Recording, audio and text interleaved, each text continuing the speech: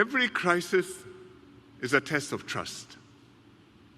In a public health crisis like COVID-19, we all rely on trusted sources to explain things to us and to advise us what we need to do.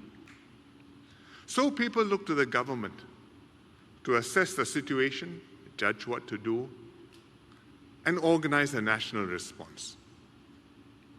The whole country must work as one, but it's a government that must decide what to do and lead the country forward. One big reason our measures against COVID-19 are working is because Singaporeans trust the PAP government. So as a result, Singaporeans patiently complied with burdensome safe management measures and repeated rounds of tightening and then easing, and then tightening again, and then easing again. They accepted that the tightenings were essential to slow down infections at critical moments and prevent our healthcare system from being overwhelmed. They understood that the changes in plans were hard to avoid because in a rapidly changing situation, we have to adapt our response as the situation unfolds.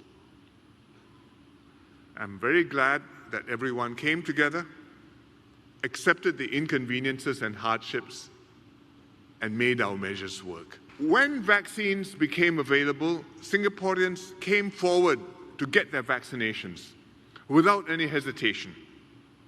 It's been a very successful campaign to vaccinate everyone. Today, 87% of the population is fully vaccinated, probably one of the highest vaccination rates anywhere in the world.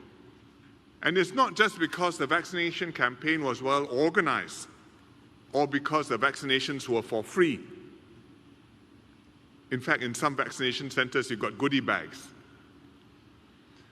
It was also because people trusted the government, trusted the healthcare system, and accepted advice to get vaccinated to protect yourself, to protect your families.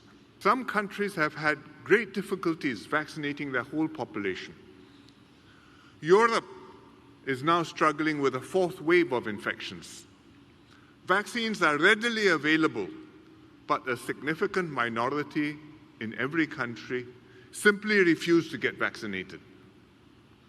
Many of them are anti-vaxxers, not just because they are misguided or ignorant, but because of deep distrust of authority in general and of their own governments in particular. So when the governments try to persuade them to get vaccinated, their response is, "I don't trust you. Why should I believe you? Why should I listen to you?" That's in Europe, but it's also a very big problem in the US.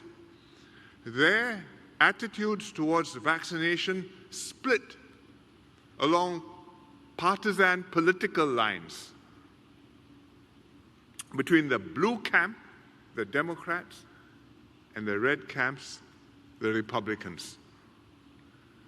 The Democrat supporters are eager to get jabbed and willing to wear masks.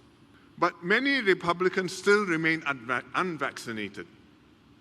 Even in red states, meaning states which vote Republican, red states where they're having new outbreaks, many people seriously ill, large numbers in ICU and dying.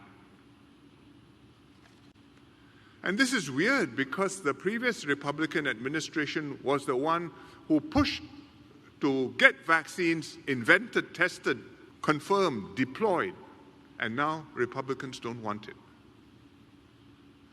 But essentially, it's because the Americans are profoundly divided, because the public health care is politicized, and on top of that, there's deep suspicion of the government. These political divisions and social distrust have made it harder for the US and European countries to bring COVID-19 under control. Social cohesion is a work of decades. and trust had to be built up long before the crisis. When a crisis strikes, if the trust is not already there, then it's already too late. I'm very grateful that the PAP government enjoys the public's trust, built up over years of working closely with Singaporeans in crisis after crisis, that the PAP government will always be there, with you, for Singapore.